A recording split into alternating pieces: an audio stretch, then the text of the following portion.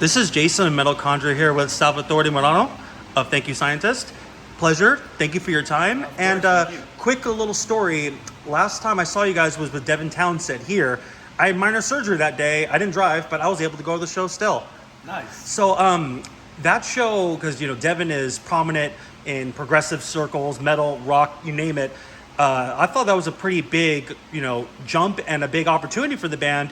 What was that? Can you tell me what that tour was like for you, and how everything was with Devin, and just what that did for the band? Sure. I was actually just thinking about that because of the venue. When I pulled up, I said, "Oh, okay." I never remember any venues. When we get there, then I'm like, "Oh yeah, that's right." It was a great tour. He is probably one of my favorite artists that I've ever toured with. He's definitely the sweetest dude in the world. There's no ego whatsoever. We actually had a few really good conversations about things outside of the musical realm. He's a very down-to-earth guy, really good dude. He's hilarious too. Very funny. He's funny. Yes. But it was a great tour. Anytime we can play in front of that crowd, the progressive crowd, it's always well received, and it's a really good fit. Even though we kind of veer off of that path a little bit from time to time. Our fan base in that arena, prog rock, is very strong and very dedicated. So that tour was a nice fit for us. I'm glad to hear that. And again, I'll say it again, Devin, sweetest dude in the world. Yeah, he hasn't. I don't think it might be one of the last times he was here. And that was in 2017. So we're very appreciative whenever he does come back and everything. Right, yeah. So you started the band with Tom in 2009. Yes. Right. So the two original founding members. Tell me, how did you two meet up, and how did Thank You Scientist become to be? Tom started Thank You Scientist, I believe, when he was in high school. Okay. And it was always just a project that the name he used for the music that he was writing at that time, I believe. And it kind of it carried over up until I believe he was 24 when I met him. I was in a band, and it dissolved, and I was looking for a band, and back then, we didn't have all of the resources that we have now to find musicians. So it was a lot of, this might sound strange to the younger crowd, but a lot of going to music stores and ripping off phone numbers on up on the little tack boards or whatever. But I met Tom from Craigslist. It was an ad I answered on Craigslist for a band looking for a singer, and it actually had a link to some music, so I was able to check it out. Which back then, if you found an ad on Craigslist or anything like that, you kind of just have to go on faith and we're a rock band and we've been together for so many years. But he had a link to the music, and I was immediately just blown away at it. I forgot what song it was. It was off of our first EP, Perils of Time Travel. It was one of those songs, but I emailed him, and I believe it was the bass player at the time that I was communicating with.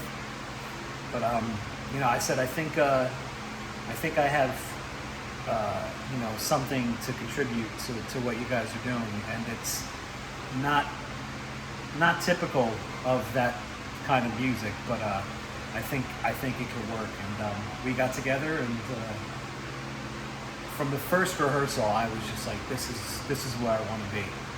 I don't know if it was the same for Tom, but it was immediate for me. I was, with the horns and the violin, it was all very new to me. So right away I was just drawn to it. So I met him on a Craigslist, and he'll say that I was looking for a massage, and I accidentally emailed him. But it was very, very rare that a situation like that happens, where you find a good situation on. Is Craigslist even a thing anymore? It's still there. It's still around. Yeah. It's still a thing. But there's a lot more spam on there, and just internet craziness. Mm-hmm. So this will pertain to my question, but are you into like extreme metal generally, or anything? Not so much anymore. When I was growing up, I was into some heavier music. Okay. But I don't think I was ever a metalhead. But I still to this day appreciate heavy music. It's not my music of choice per Right. se. But I'm open to a lot of things. But the heavier it gets, the less interested I usually am. But I grew up in the 90s, and I was like 14 in the early 90s. So a lot of that stuff that was coming out, like the new metal stuff, all that. That's kind of like what I grew up on. Grunge music and horrible new metal. I asked that because at least in like some of the progressive, like folk, Viking, like kind of style, or even some death metal, there'll be singers like growlers and everything, and they'll do their own clean vocals. And then you have certain groups like Vortex and Borknagar, formerly do more Borgir, Summon and Sculptured, where they would use like very like, I wouldn't say clean singing, but like real kind of singer, even choir type of singing. I say that because with your vocals, there's this very soft tendency with the diction, like where you go in terms of the range. It sounds very like 70s soul R&B I get very often. And I think it works really well with this kind of progressive element. So tell me about your singing vocal background. How did you find the voice that you have and everything, and just a little more detail of where you got started in terms of your singing frontman vocalist journey? Sure. I think it also, I'm the last of 5 kids, so it was always hard for me to get any kind of attention because I was the runt of the litter, or whatever you would say. So, when I was very young, and I would sing like Lionel Richie in the kitchen, and people would like pay attention, and Yeah. and I was like, oh, this is cool. I dig that. So from that age, I kind of that was like the seed or whatever. But when I got to high school, I started doing musical theater, which 100% was not my forte. I was not into that, but it was just an outlet to sing. I was in choir, and I was all that stuff in school. But I started playing with a band when I was 15, I believe, 14 or 15. And once I got into that setting, I realized that like this is what I want to do. I was doing musical theater, but that was just kind of to keep me out of trouble, and But I've been in bands since I was 15, and as far as finding my voice, it's as simple as when I was younger, playing in a lot of heavier bands. I could never hear myself, ever. So I learned at a young age that if I want to hear myself, the melodies that I have to write have to be a little bit higher, so I can hear myself through the mix. Because I was playing in heavier bands and whatnot, like hard rock bands, and the melodies that I was writing, where I was comfortable in my range, was getting lost in the music. So I was like, okay, I guess I'm just gonna have to, up my range a little bit. And over the years, it just got to the point where, where it's at now, where everybody's like, wow, I wouldn't picture that voice coming out of your body. Same. And it's because it's not supposed to be there. I think that's why, over the years of punishing my voice, I think I've, extended my range by default, sort of. But that was it. It was just out of a necessity to hear myself playing in pretty generic hard rock bands, and now I, sound the way I sound. And talking about this, like the overall assessment of the band. You don't hear a lot of even progressive bands with, you know, an electronic violinist, a saxophone, and a trumpet player. There's so many elements of surprise, misdirection, musical counterpoints that you can, like, I feel you can manipulate tempo where you don't have to blast to be fast. You can do these things, shorten this, speed up apart in bursts, and do these. There's so much surprise that you can feel. And here in Plague Accommodations, the latest EP, it is self-released, right? Yes. So the Evil Ink is your label, right? Or not anymore? No. Okay. Our last record with them was Terraformer, and we put this EP out on our own label, Flying Genius Records. So yeah, it was all in-house this time. It was it's only 4 songs, an intro, and then you have Soul Diver in there, and then it's very aggressive, more aggressive than I imagine to hear the band. The guitar parts of Tom, the guitar is way more prevalent to me. It feels like that the other instruments are more like doing more like guitar, I don't know, like melodies and things that they're at the end of it.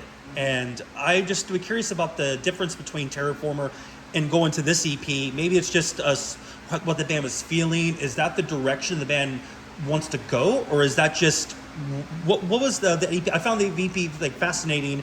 It's still the band, and no one's growling, no one's doing all these things, but it's again it's faster some parts. It's very keeps you on your toes, but it's the guitar is like I felt a little more more tremolo picking, a little more speed here and there. Tell me about the process of the latest EP. It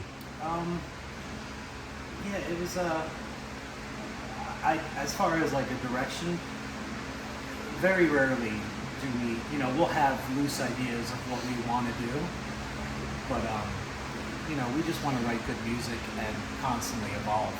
But as far as that EP, we put out Terraformer maybe 6 months or so, however long it was before everything shut down. Yeah.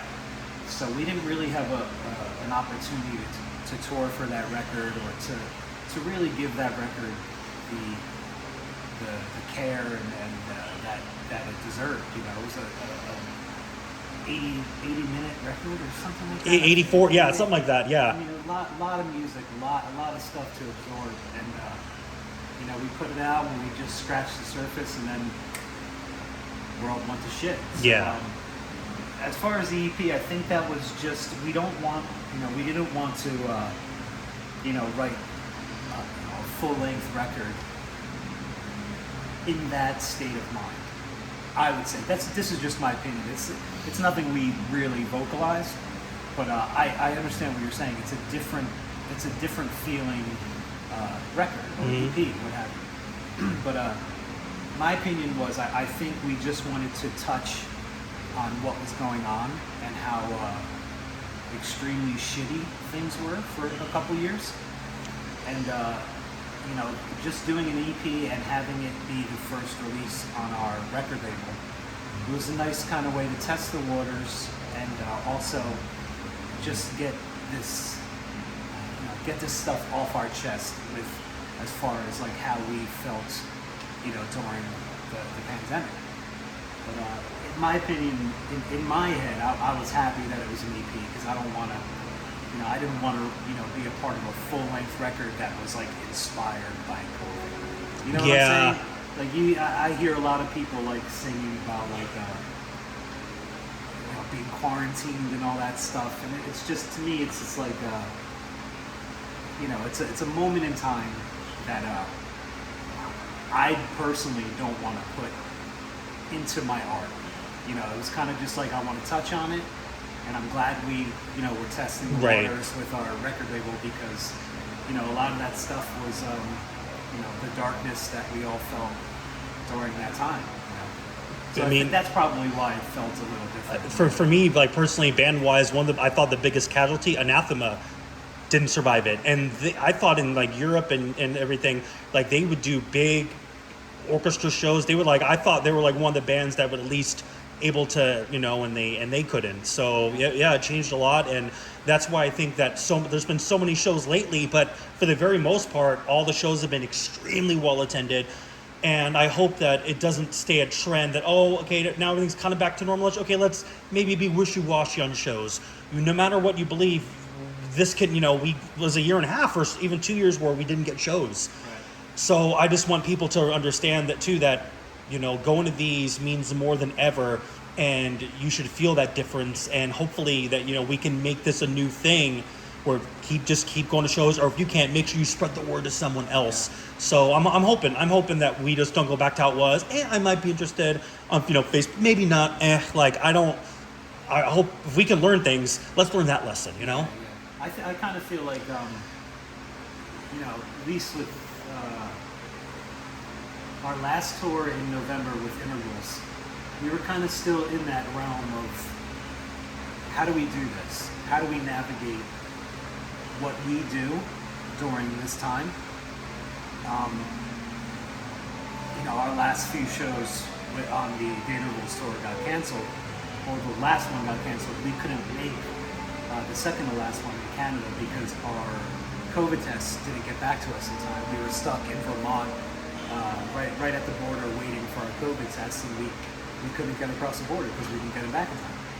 But this tour feels, for the first time, feels like things are back to normal. You still see, some places where people are, heavily masked, and still, and it's definitely different here. We're from Jersey. Okay. It's a lot different back on the East Coast. We're all about being safe and all. We had somebody dealing with a sickness at the beginning of the tour, and now things are different in a sense where we've toured being sick before. I can't even tell you how many shows I've played where I've had, a fever or a stomach bug or whatever. But now it's different. Now it's the potential to miss shows and cancel tours is still very real to me.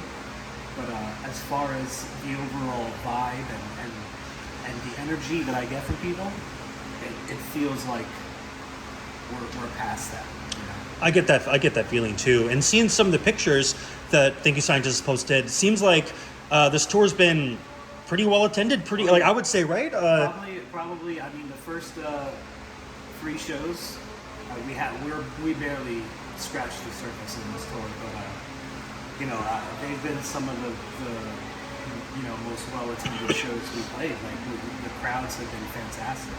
Fort Worth, Texas, first show of the tour for us, minus Prague Power. Yeah.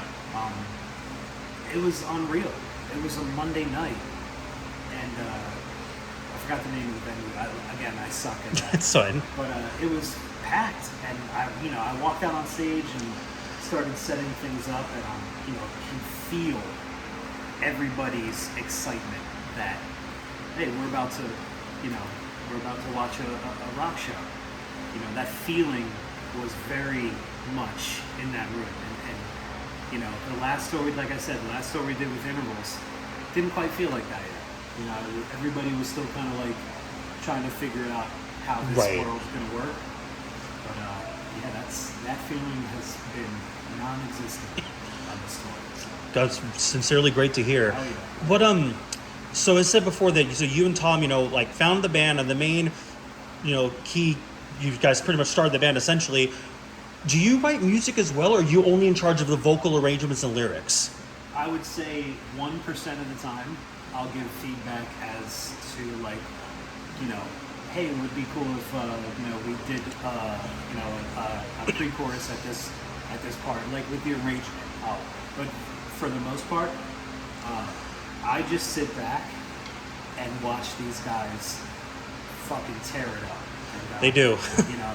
As far as the vocals go, it's if it's something that doesn't come to me organically, I'll sit down with Tom, and Tom writes the majority of the music, and if I'm having issues with a certain part of the song, or if he's got an idea, like he'll write something, and a vocal melody would come to mind or whatever, we would work out his ideas.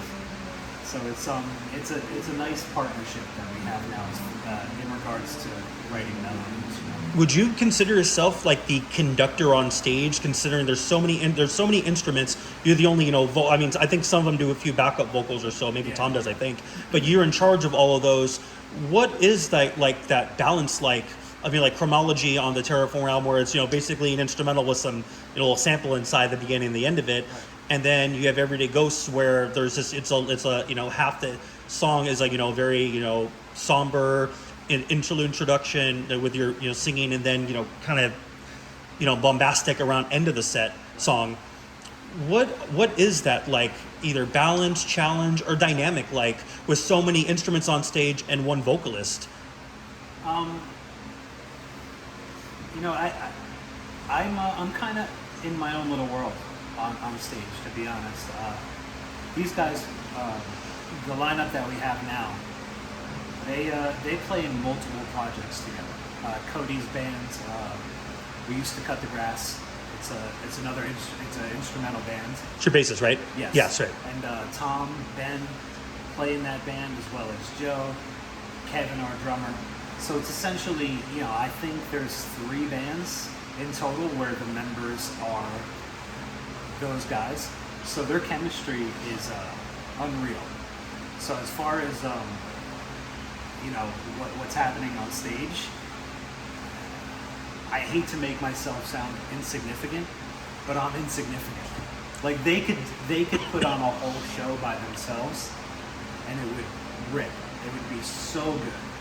So as far as like conducting or what have you, I close my eyes and I just sing and everything kind of happens around me.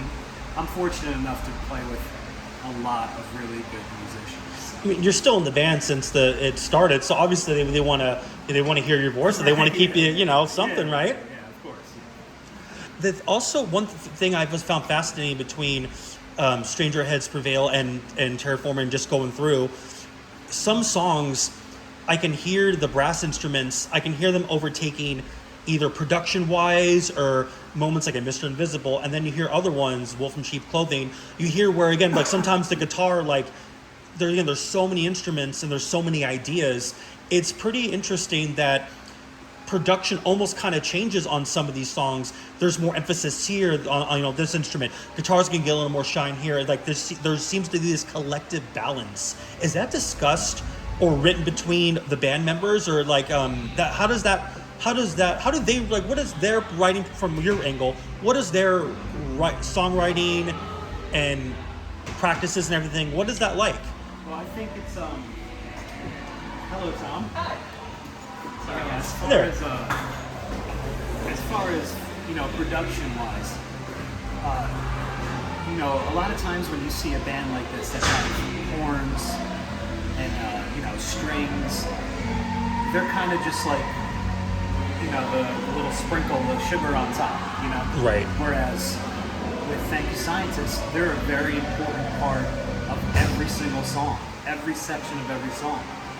So it goes a little further than like, oh, there's trumpet in this song, we need to highlight the trumpet. So it essentially differs, not from song to song, from part to part in every song. Because there might be a line in a verse where the saxophone is playing the vocal melody, when I cut out. So that would be something that we want to give a little more attention to. So I think the nature of the band being the fact that these guys are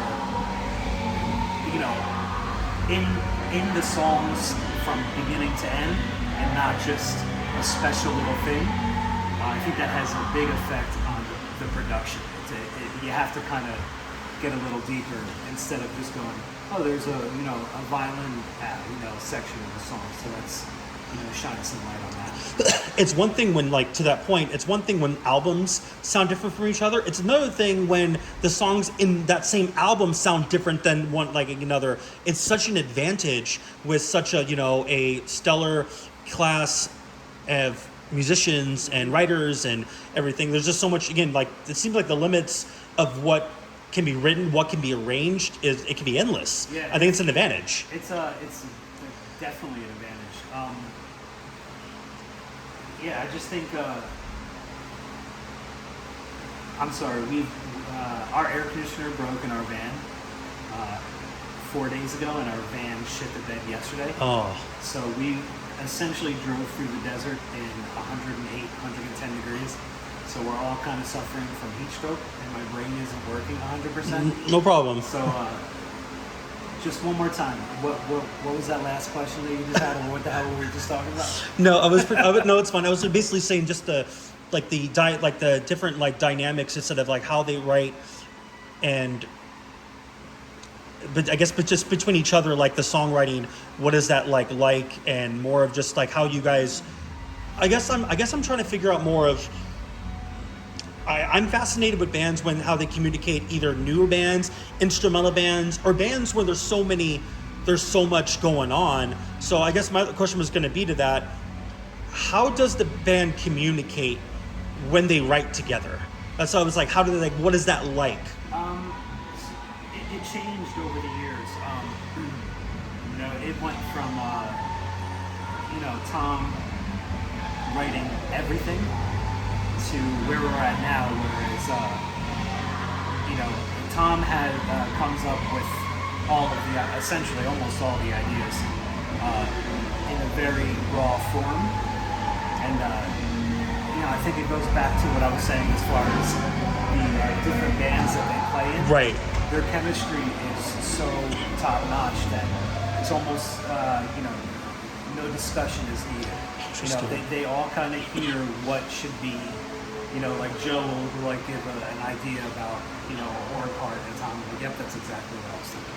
So everybody's essentially on the same page. Okay. But Tom and I, Tom will come up with ideas, and then what we started doing a handful of years ago, 4 or 5 years ago, whatever it was, we started really catering towards the vocals, the melodies.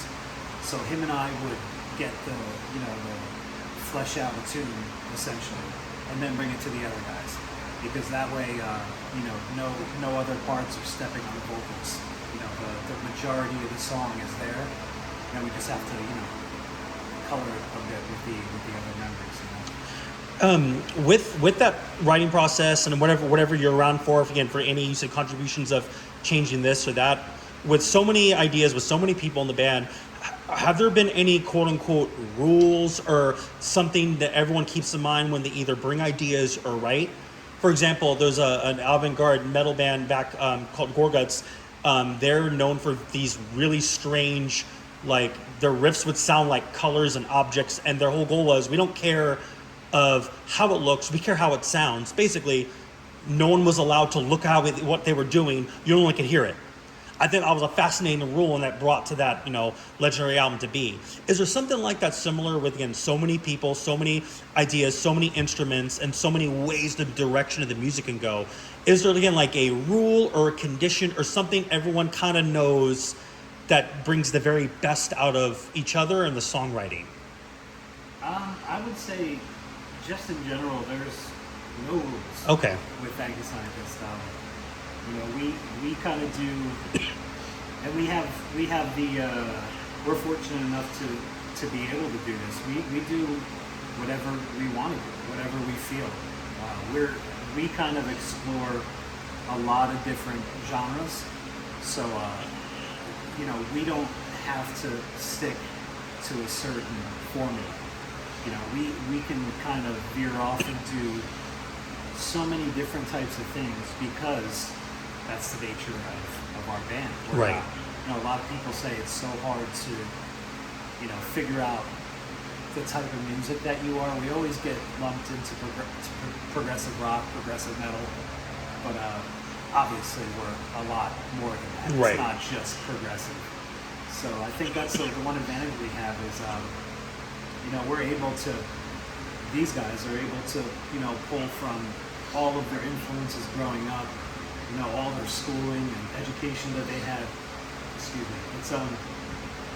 It's all just ammunition. Like they have such a wealth of knowledge, musical knowledge, and such an incredible understanding of music theory that it really kind of opens up the doors and allows us to do whatever the hell we want. You know? I can see why you sound so relaxed when you talk about them, because they're so, elite and talented at what they do, and everyone sounds very communicative, good to each other, and it just sounds like a very great relationship on the stage and off the stage, and that just probably makes everything a little bit easier. Yeah. I'd assume. I mean, it's there's the only stressful thing about being in Thank You Scientist is not sleeping when we go on the road.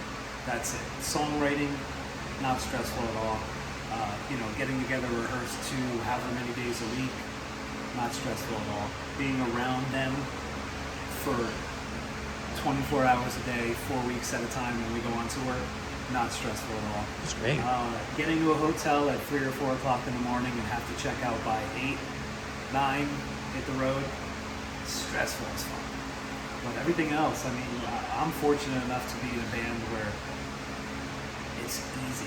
It is easy to write music. It's easy to be around these guys.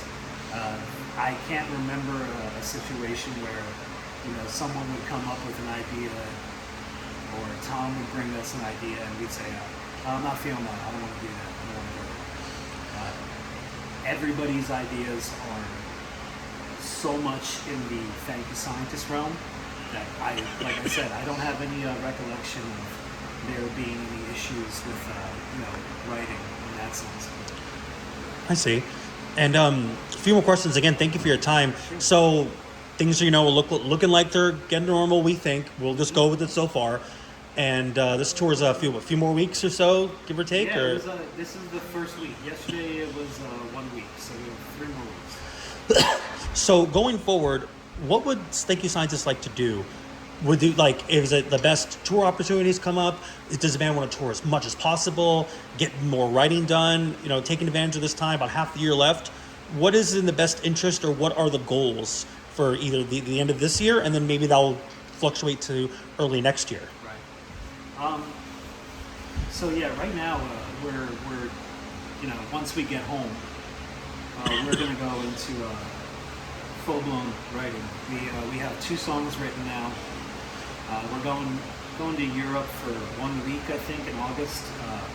We're doing our tangent, so it's only like a week, so it's not going to disrupt the writing too much. But we're really focused on putting out a record, hopefully by the end of next year sometime. But that's the goal, is to just write, and we've got some stuff lined up next year already, and that's nice. Usually we don't get that type of window into the future, but we have some stuff lined up for next year, and that's allowed us to have a much more detailed plan about what we want to do. So that's the next goal, is to get home and just write like crazy. For a long-term goal, I've talked to some bands, since COVID and global pandemic and everything, and they realized that so they personally they wanted we want to go to markets like Egypt and China and Singapore. That was their own kind of goals, of these goals they thought about before everything, and then realizing what may or may not would be anymore. Mm-hmm. We talked about, but we never did it.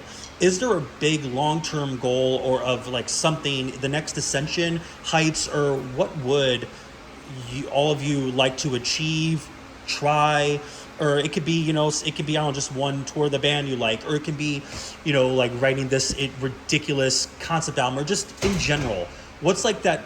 Have there been discussed of this special either goal, a big goal that you guys talked about, but we'll get there when we get there, and it's been heightened, or any large, something like that maybe the band is interested in maybe accomplishing?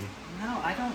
To be honest with you, it's always just been about writing good music. Goal may not be the right word, but Tom has been trying to get us to go to Japan for a couple years, and I know that's something that he has always wanted to do. But I think that's more of just bucket list, check it off the list. As far as goals, yeah, I think it's just to write good music and to have some success with this new label that we're starting. It's a way that we could potentially pretty much do everything in-house from recording to putting out our records. So I would say, it's not really communicated, but I would say our goal would probably be to, really nurture that aspect of it and to kind of build that. We're not looking to go out there and sign all these bands or anything. This was just a vehicle for us to do things in-house. And plus there's like I said, there's 2 or 3 other bands within Thank You Scientist. I've got an acoustic thing that I do on the side. So it would be a way that we could all kind of put our projects out there under the same umbrella, So yeah, I would say that would be the goal, is to continue writing good music and to really explore this whole new world area with the new label. And touch up on that really quick. With the last EP, with the EP, the latest EP, and then this tour, how has that overall worked? So being on your label in terms of either, like how either the money works or how promotion works or how this works with merch, and that has that worked, like, at least for however long it's been going on, has that worked well so far to where that's going to give the, hey, it's really worked in this way and this way. Has it been more positive like that? It's so early on. It's hard to really answer that, but the one thing that has been super beneficial, is just the quickness of getting things done. When you don't have to rely on other people to get your merch, get your CDs, get your vinyls, whatever. When you do that on your own, things get done a lot quicker. But as far as have we seen any type of it's just too early to kind of tell. The next record that we put out, that's going to be a good gauge on what the label's actually capable of doing. Because like I said, this EP was kind of just like, let's put this out there, let's get all these gross feelings that we all have, put it out there, and then move on. So I think with the next album, that's going to be a good indication on whether or not we made the right choice, which I think we did. Any last words you'd like to say for your fans of Glasshouse tonight and moving forward for the rest of the year? Thank you so much. I say this occasionally, like when I'm having a rough time on the road. Occasionally I'll say this on stage, but being away from your home and your family for 3, 4, 5 weeks at a time, it's the older you get, the trickier it is, and the more strenuous it is. So, me personally, I just had a son a year and a half ago. Got married during the pandemic. Congratulations. Thank you. So to be away from them fucking sucks. But we'll play a show, and as soon as we get out there, feeling everybody's energy, it's just confirms my beliefs that this is something that we were all meant to do, no matter how shitty it gets and how strenuous touring is. It's something that we all worked really hard to achieve, and we don't take it for granted one second. We love how dedicated our fans are, and to see that our tours are becoming more and more successful, it's hard to put into words. To see a 7-piece weird progressive rock band having the success that we're having. It's we're not selling out stadiums or playing huge theaters, but to bring this band on the road and have success it says a lot. It says a lot about our fans. So thank you guys so much.